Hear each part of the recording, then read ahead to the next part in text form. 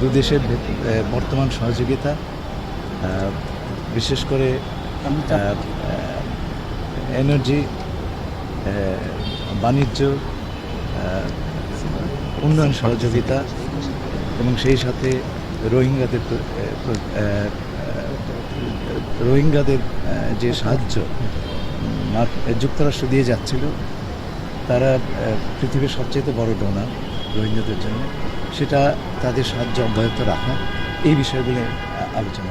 রাশিয়ার কাছ থেকে তেল কেনার বিষয়ে তারা কোনো অবজেকশন বা কোনো কিছু জানিয়েছে কিনা বা কোনো এই বিষয়ে আলোচনা চিঠি দিয়েছিল আকসা দিসুমিয়া নিয়ে কোনো আলোচনা হয়েছে? হয়নি। স্যার, জ্বালানি নিয়ে যে সংকট চলছে এখন, বাংলাদেশ রাশিয়াকে তেল কিনতে একটা চিঠি দিয়েছিল, আমরা যতটুকু শুনেছি, জ্বালানি মন্ত্রণালয় বলেছিল, সেটা নিয়ে কোনো রেসপন্স? আজকে আলোচনা আর মাননীয় প্রধানমন্ত্রী স্বাভাবিকভাবে উনি প্রায় 2 মাস ওনার দায়িত্বকাল, তিনি বিদেশ সফরের বিষয়ে কোনো দেশে যাওয়ার বিষয়ে এখন পর্যন্ত সিদ্ধান্ত এখনো সিদ্ধান্ত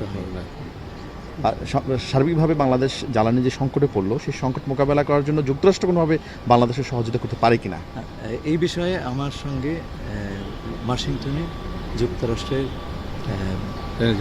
energy minister, energy secretary Chris রাইটের সঙ্গে আলাপ হয়েছে। তার সঙ্গে আমি বেশ কয়েকটি বিষয়ে কথা বলেছি। আমরা গোপনীয়তার স্বার্থে এটা এখনও প্রকাশ করতে পারছি না, কিন্তু আমাদের প্রতি, আমাদের জ্বালানি সিকিউরিটির জন্য তারা সাপোর্ট করবেন, সেই নিশ্চয়তা আমাদের। স্যার, একটা বিষয় অনেক জায়গায় দেখছি যে অন্য জায়গা থেকে তেল কিনতে আমাদের যুক্তরাষ্ট্রের গোপন চুক্তি ছিল, সেই কারণে আমরা বিভিন্ন বিশ্বের অন্য দেশ থেকে তেল কিনতে পারছি না, এরকম কোনো বিষয় আছে কিনা? প্রথম কথা হচ্ছে, যুক্তরাষ্ট্রের সঙ্গে আমাদের কোনো গোপন চুক্তি নাই। এই যে চুক্তি, সেটা আমরা প্রকাশ করে দিয়েছি। 2 নম্বর কথা হচ্ছে যে কেউ কেউ বলছেন যে এই চুক্তির কারণে আমাদেরকে আমেরিকার কাছে পারমিশন চাইতে হচ্ছে। একেবারে মিথ্যে কথা।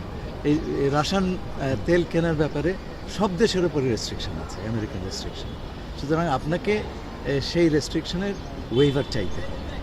এটার সঙ্গে চুক্তির, বাণিজ্য চুক্তির কোনো সম্পর্ক নেই।